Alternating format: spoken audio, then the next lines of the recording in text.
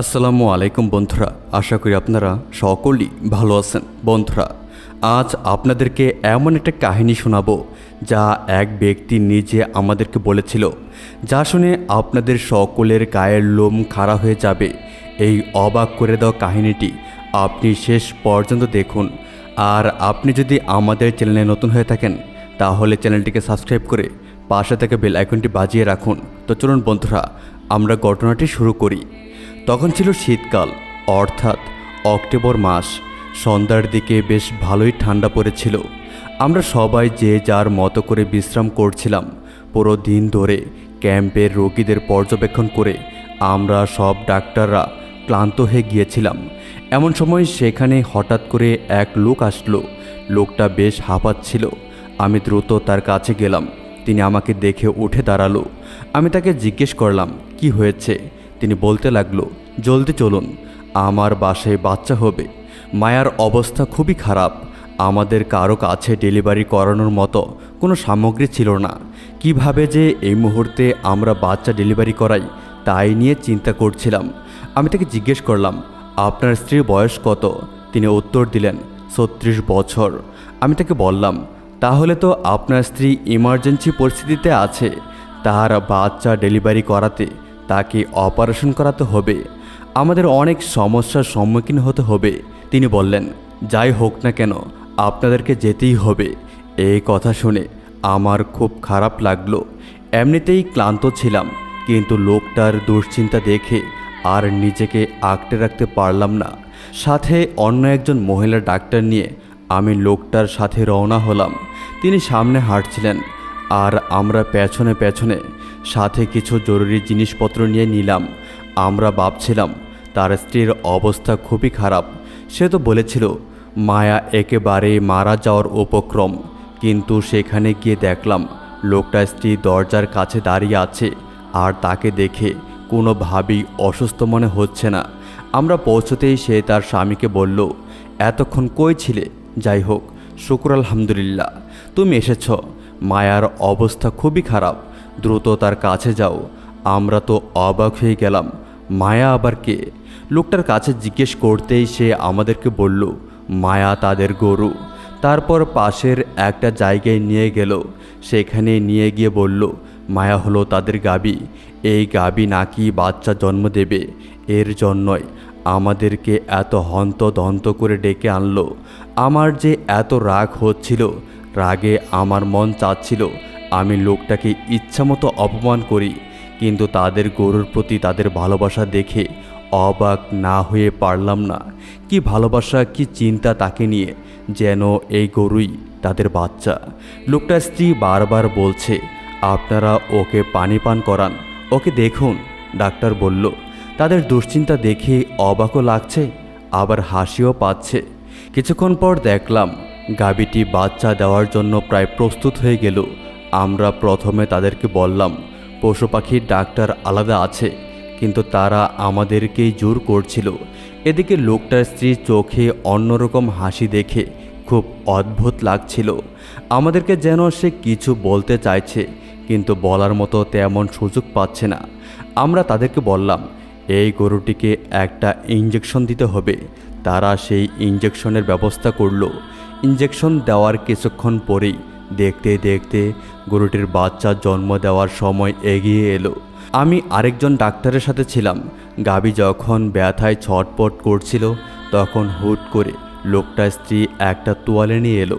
বেশ নরম ও সুন্দর একটা তোয়ালে।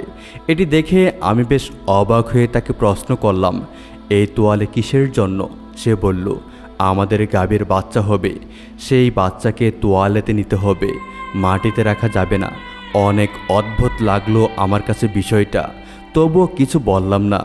এরপরে আবার গরুর পায়ের নিচে তারা একটি চৌকিও দিল। দেখে মনে হচ্ছে এই যেন মানুষের বাচ্চা জন্ম দিচ্ছে, সেই প্রস্তুতিতে আছে এরা। মহিলা গাভীর সামনে হাত পেতে বসেছিল। বাচ্চা বের হবে আর সে কুলে নিয়ে ফেলবে। এদিকে আমরা খুব করে আশা করছিলাম হয়তো কোনো বাছুর হবে, এমনটাই হওয়া স্বাভাবিক। কিন্তু আমাদেরকে অবাক করে দিয়ে যা ঘটল তার জন্য মোটেও প্রস্তুত ছিলাম না। সেই গাভীটি জন্ম দিল একটি মানুষের সন্তান। এমন দৃশ্যে আমার ঘা রীতিমতো কেঁপে উঠল। আমার মনে হচ্ছে আমি স্বপ্নে দেখছি, কারণ বাস্তবে আমি কখনো এমন ঘটনা ঘটতে দেখিনি। পশু পাখি পালা হয়নি, তবে আশেপাশের কারো সাথে এমন কিছু হয়েছে তাও আমি শুনিনি। উপস্থিত সকলের মধ্যে আমি সবচেয়ে বেশি অবাক ছিলাম। কেমন এক অদ্ভুত ঘটনা ঘটে গিয়েছিল। আবার বাচ্চা জন্ম হওয়ার পর আমরা ডাক্তার যতটা অবাক হচ্ছিলাম, তার সিকি ভাগও সেই লোক বা তার স্ত্রী হলো না। তারা যেন এই ঘটনার জন্য আগে থেকেই প্রস্তুত ছিল। আমরা বারবার মনোযোগ দিয়ে বাচ্চার দিকে তাকাচ্ছিলাম। এটা কি আসলেই মানুষের বাচ্চা নাকি না? কিন্তু এটা আসলে মানুষের বাচ্চা ছিল। এরপর লোকটার স্ত্রী খুব যত্ন সহকারে বাচ্চাটাকে কোলে তুলে নিল এবং আমাকে বলল, বাচ্চাকে ভ্যাকসিন বা যা যত্ন করার করে নিন, যেন ভবিষ্যতে গিয়ে কোনো রোগবালাই না হয়। এরপর একজন ডাক্তার সহ বাচ্চাটিকে নিয়ে তারা ভিতরে চলে গেল। আমি কোনোভাবেই নিজের চোখকে বিশ্বাস করাতে পারছিলাম না। মনে হচ্ছিল কেউ যেন গরুর পেটের ভিতরে আগে থেকেই একজন মানুষের বাচ্চাকে রেখে দিয়েছিল। আপনারা নিশ্চয়ই এরকম কিছু ভেবেছেন, কিন্তু তেমন কিছুই হয়নি, কারণ গরুর পেটে কোনো সেলাই বা কিছুই নেই যে তা দেখে এই ব্যাপারে নিশ্চিত হব আমরা। কিভাবে এমনটা সম্ভব তা নিয়ে চিন্তায় আমি অস্থির হয়ে যাচ্ছিলাম। এরই মধ্যে কেটে গেল 5 মিনিট। আমরা দেখতে পেলাম গরুটির অবস্থা খারাপ হতে শুরু করলো। সে পাগলের মতো ধরপড় করছে। এই অবস্থা দেখে লোকটি কান্না শুরু করে দিল। বলতে লাগলো, আমি বরবাদ হয়ে গিয়েছি, আমার সব ধ্বংস হয়ে গেল, আমার এখন কি হবে? তার কান্নাকাটি দেখে বললাম, আপনি আপনার গরুকে ভালোবাসেন ঠিক আছে, কিন্তু এর জন্য এভাবে কান্না করার তো কিছু নেই। লোকটা বলল, আমি আমার গরুর জন্য কাঁদছি না, আমার গরুটির এমনিতেই অনেক বয়স হয়েছে, সে মারা যাবে। আমি কাঁদছি নিজের পরিস্থিতির কথা ভেবে। এই বাচ্চায় আমাকে বরবাদ করে দিয়েছে, আমি পাগল হয়ে যাচ্ছি, আমি এখন বরবাদ হয়ে যাব। আমার ইহকাল ও পরকাল সব গেল। আমার ঈমান আসলে দুর্বল ছিল। আমার স্ত্রী জিতে গেল। এরই মধ্যে দেখতে পেলাম গরুটি লাফাতে লাফাতে মাটিতে লুটিয়ে পড়ল এবং পরিশেষে মারাই গেল। আমি কাছে গিয়ে দেখলাম গরুর মুখ থেকে রক্ত বের হচ্ছে। দেখে মনে হলো তার উপরে খুব অত্যাচার করা হয়েছে, কিন্তু লোকটা বলল এমন কিছুই হয়নি, গরুর উপর কোনো অত্যাচার কখনো হয়নি। এরই মধ্যে আমি বাচ্চার কথা ভুলে গিয়েছিলাম। আমার মাথায় ছিল ভেতরে যে ডাক্তার গিয়েছেন তার কাছ থেকে সব জেনে নেব। বন্ধুরা, আপনারা যারা এই ভিডিওতে এখনও লাইক করেননি তারা এই ভিডিওতে এখনই একটি লাইক করুন। লোকটার নাম ছিল নাছিম। আমি নাছিমকে বললাম, কি হয়েছে তুমি আমাকে বলো। প্রথমে বলতে চাইল না, কিন্তু পরে আমি তাকে আশ্বাস দিলাম আমাকে বললে আমি সমাধান করে দিতে পারবো। এরপর নাসিম আমাকে বলল, আমি আপনাকে এই ব্যাপারে জানাবো, আপনি বরং আমার সাথে আসুন, নিজেই দেখুন। এরপর আমাকে ভিতরে নিয়ে গেল। গিয়ে দেখলাম ডাক্তার সাজিয়ার সাথে নাসিমের স্ত্রী দাঁড়িয়ে আছে, চোখে মুখে তার দুষ্ট হাসি। এই ঘটনায় সে একটুও অবাক হলো না। এরপর নাসিম আমাকে এক পাশে নিয়ে গিয়ে এমন একটা জিনিস দেখালো যা দেখে আমি পুরো অবাক, যেন আমার জান আর জানের জায়গায় নেই। আমি ভাবছিলাম মানুষের স্ত্রী এমনও হতে পারে। আমি বাইরে বেরিয়ে এলাম। এহেন দৃশ্য দেখে আমি একেবারে চুপ হয়ে গেলাম, কিছু বলার ভাষা খুঁজে পাচ্ছিলাম না। নাসিম আমাকে অনুরোধ করতে লাগলো, আমাকে বাঁচান ডাক্তার, আমাকে এই পরিস্থিতি থেকে বাঁচান। দেখেন, কোনো মানুষ অন্য মানুষের কাছে এভাবে ঝুঁকে না, কেবল সৃষ্টিকর্তার সামনেই ঝুঁকে। আমি ঝুঁকছি তোমার সামনে, কারণ আমার সামনে আর কোনো পথ খোলা নেই। সে আমাকে বলল, তুমি তোমার বন্ধুর সাথে পরামর্শ করে আমাকে সাহায্য করো। আমার স্ত্রী যেন এই ব্যাপারে জানতে না পারে। আর আমার কাছে কেবল 1 সপ্তাহ সময় আছে, এরপর আমি একেবারে বরবাদ হয়ে যাব। নাসিমের জায়গায় অন্য কেউ থাকলে এইসবই বলতো। সে আমার কাছে যেভাবে হাত জোর করছিল আমি তাকে আর না করতে পারিনি। এরপর ডাক্তার সাজিয়া বেরিয়ে আসলে তাকেও আমি সব কিছু জানাই, কিন্তু সে কেন জানি অতটা অবাক হয়নি। তবে সাজিয়া আমাকে ওয়াদা করলেন আমাকে তিনি এই ব্যাপারে সাহায্য করবেন। তারপর নাসিমকে ভরসা দিয়ে আমরা শহরে চলে আসি। শহরে এসে অন্যান্য ডাক্তারদের সাথে এই বিষয়ে আলোচনা করি। বাচ্চাটার ছবি দেখাই সবাইকে। আমাদের গ্রুপে একজন সিনিয়র ডাক্তার আছেন যার বয়স 40 থেকে 50-এর মধ্যে হবে। তাকে সেই বাচ্চার চিত্র দেখিয়ে সমস্ত ঘটনা খুলে বলি। সব কিছু পর্যবেক্ষণ করে তিনি কিছু একটা আঁচ করলেন। আমাদেরকে বললেন তোমরা এসবের মধ্যে পড়ো না। আমি অবাক হয়ে বললাম আপনি কিভাবে না করছেন? আমরা ডাক্তার হয়ে মানুষকে সাহায্য করতে পারবো না? আপনি কিভাবে না করে দিলেন? এত আত্মকেন্দ্রিক আর অহংকারী হওয়া ভালো নেই ডাক্তার। সে বিপদে পড়ে আমাদের কাছে সাহায্য চেয়েছে, তার দোষ কোথায় ছিল? একটা বাচ্চাই তো চেয়েছিল কেবল। আমার কাছে লোকটা অনেক অনুনয় বিনয় করেছে, সাহায্য আমাদেরকে করতেই হবে। এতে ডাক্তার বলেন আমি কখন বললাম সাহায্য করো না? আমি বলছি তোমরা এই লোককে সাহায্য করতে পারবে না, কারণ স্বাভাবিকভাবে একটা পশুর পেট থেকে মানুষের বাচ্চা জন্ম নেওয়া সম্ভব নয়। এটা মেডিকেল সায়েন্সের ধারে কাছে যাওয়ার মতো কোনো ঘটনা নয়। এইসবের সমাধান দিতে পারবে একজন যোগ্য মাওলানা। তাই তোমরা বরং একজন আলেমের কাছে যাও। ডাক্তার সাজিয়াও এরপর আমাকে বললেন আমাদের মাওলানার কাছে গিয়ে সমস্ত কিছু বলা উচিত। অতঃপর আমরা একজন আলেমের কাছে গিয়ে সমস্ত বিষয় খুলে বললাম। তিনিও বেশ অবাক হলেন। তিনি বললেন আমি এসবের সমাধান করি, কিন্তু কোনো পশুর পেট থেকে বাচ্চা হয়েছে এমন ঘটনা আমি জীবনেও প্রথম শুনলাম। আমাদেরকে দ্রুত তার কাছে যেতে হবে। লোকটা মুসলমান, তাকে সাহায্য করতেই হবে। আলেম সাহেবের কথা শুনে আমি নাসিমের দেওয়া ওই জিনিসটা দেখালাম তাকে। এটা দেখে তিনি আরও বেশি অবাক হলেন। তারপরে তিনি সিদ্ধান্ত নিলেন তিনি আমাদের সাথে নাসিমের বাসায় যাবেন। নাসিমের বাসা বেশ দূরে। আমরা সবাই মিলে একটা গাড়ি নিয়ে রওনা হলাম। অনেক দূরত্ব থাকা সত্ত্বেও দ্রুত গাড়ি চালিয়ে বেশ কয়েক ঘন্টা যাত্রার পর সেখানে গিয়ে পৌঁছালাম। গিয়ে দেখি তার বাড়ির সামনে অনেক ভিড়। আমি ভয় পেয়ে গেলাম, কি না কি বিপদ হলো আবার।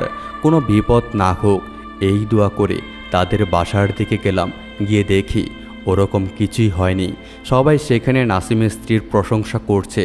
নাসিমের স্ত্রীর কথা মতো সব কিছু ঘটেছে দেখে তাকে তারা কিছু একটা ভেবে বসেছে।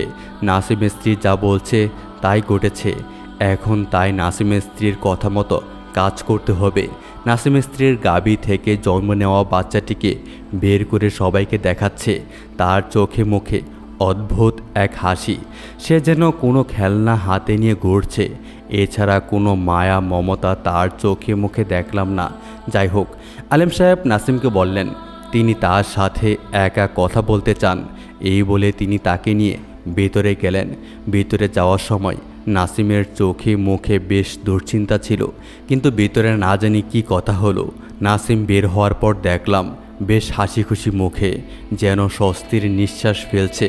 সে সবাইকে বলল বন্ধ করো এই সব তামাশা, তোমরা সবাই বাইরে থাকো। সবচেয়ে বড় তামাশা আমি দেখাবো। আপাতত আমি যখন ডাকবো তখনই ভিতরে আসবে। নাসিমের কথা শুনে সবার মুখ বন্ধ হয়ে গিয়েছিল। সবাই যেন বিরক্ত, কারণ এর চেয়ে বড় তামাশা আর কি হতে পারে। এদিকে আমাদেরকেও বাইরে অবস্থান করতে বলা হয়েছে। আমি ও সাজিয়া গাড়িতে অপেক্ষা করছিলাম, আর বাকিরা বাইরে অবস্থান করল। কি এমন কাণ্ড ঘটবে এটা ভেবে ভেবে প্রায় মাগরিবের ওয়াক্ত হয়ে গেল। এমন সময় নাসিম এসে আমাদের সবাইকে ভেতরে ডাকলো। ভেতরে গিয়ে দেখি পুরো রুমে মোমবাতি দিয়ে সাজানো। নাসিমের স্ত্রীকে এক পাশে এমনভাবে আঁকড়ে রাখা হয়েছে যেন সে কোনো অপরাধী। আলেম সাহেব একেবারে চুপ হয়ে আছেন। কিছুক্ষণ পর তিনি জুড়ে জুড়ে আয়াতুল কুরসি পড়তে লাগলেন, সাথে অন্যান্য দোয়া দরুদ। যেই তিনি এভাবে দোয়া পড়তে লাগলেন, অমনি নাসিমের স্ত্রী চেঁচাতে শুরু করলো, এই সব বন্ধ করো, না হয় আমি সবাইকে ধ্বংস করে দিব, সব কিছু জ্বালিয়ে ফেলবো। আলেম সাহেব তাকে রাগান্বিত হয়ে বললেন, তুই কিছুই করতে পারবি না। তুই কিছু করার আগেই তোকে ধ্বংস করে দেওয়া হবে। দ্রুত সমস্ত সত্য স্বীকার কর, না হয় ভালো কিছু হবে না। এবার নাসিমের স্ত্রী কান্না করে দিল, ক্ষমা চাইতে লাগলো। আমি আর কখনো এসব করব না, আমাকে মাফ করে দিন, আমি এখান থেকে অনেক দূরে চলে যাব। তার এই অবস্থা দেখে সবাই অবাক হয়ে গেল। সে স্বীকার করল এবং বলল, আসলে আমি একজন হিন্দু মেয়ে, ইসলাম ধর্ম কবুল করলেও আমি তা মেনে নেইনি, বরং নাসিমকে আমার ধর্মে ধর্মান্তরিত করতে চেয়েছিলাম। কারণ আমি সবসময় দেখেছি সবাই হিন্দু থেকে মুসলিম হয়, তাই আমি নাসিমকে ফাঁসাতে চেয়েছিলাম, কিন্তু কোনোভাবে কিছু করতে পারছিলাম না। পরে দেখলাম আমাদের বাচ্চা হয় না। আমি নাসিমকে বললাম, তোমাকে আমি বাচ্চা দিতে পারবো, আমাদের গৌরব মায়ার থেকে আমাদের বাচ্চা জন্ম নেবে। নাসিম মানতে চায়নি। পরে আমি বললাম, যদি এমনটা হয় সে কি আমার ধর্মে স্থানান্তর করবে কি না। সে শেষে রাজি হয়ে গেল। ভাবলাম হয়তো তার মনের জোর তেমন নেই। এরপর আমি জাদুটোনা করে গরুর থেকে জন্ম নেওয়া বাচ্চাটিকে মানুষের রূপ দিয়েছি। আপনারাই দেখুন, সে একটা বাছুর। সবাই তাকিয়ে দেখল, আসলেই তাই, এর মধ্যে সাজিয়া বলে উঠল, এই জন্যই তো বলি এই বাচ্চার ওজন 20 কেজি হয় কি করে। নাসিমের স্ত্রী অনুরোধ করে বলল, আমাকে ক্ষমা করে দিন, আমি আর কখনো এসব করব না এবং আমি এখান থেকে অনেক দূরে চলে যাব। তারপরে আলেম সাহেব নাসিমকে বললেন তওবা করতে, কারণ কোনো না কোনোভাবে তার ঈমানের জোর ছিল না, নয়তোবা সে এই বিষয় কখনোই রাজি হতো না। তবে পরবর্তীতে সে অবস্থা খারাপ হতে দেখে দ্রুত নিজের ভুল বুঝতে পেরেছে, তাই ঈমান একেবারে নষ্ট হওয়ার আগেই সব কিছু সমাধান পেয়েছে। যাই হোক, নাসিম তওবা করল, আর অবশেষে আমিও আমার সকল প্রশ্নের উত্তর খুঁজে পেলাম। আপনারা সবাই শুনুন আর জানুন আল্লাহর সাথে সবসময় তাআলা কেন বলা হয়। কারণ তিনি সর্বশক্তিমান, তিনি সব কিছু নিদর্শক। তার ইশারার বিরুদ্ধে কোনো কিছু ভাবতে গেলে ঈমানের জোর কমবে, পড়তে হবে করুণ পরিস্থিতিতে, তাই কখনোই তাকে অবিশ্বাস করা যাবে না। প্রিয় বন্ধুরা, আজকের এই ভিডিওটি এ পর্যন্তই। ভিডিওটি আপনাদের কাছে কেমন লেগেছে তা অবশ্যই কমেন্ট করে জানাবেন। ভিডিওটি ভালো লাগলে অবশ্যই ভিডিওতে একটি লাইক দিবেন এবং নিয়মিত আরও এরকম নতুন নতুন ইসলামিক ভিডিও পেতে আমাদের এই চ্যানেলটিকে সাবস্ক্রাইব করে পাশে থাকা বেল আইকনটি বাজিয়ে রাখুন। দেখা হবে আবার নতুন কোনো ভিডিওতে। সেই পর্যন্ত আপনারা সকলেই ভালো থাকবেন, সুস্থ থাকবেন, এই প্রত্যাশায় আজকের মতো বিদায় নিচ্ছি। আল্লাহ হাফেজ।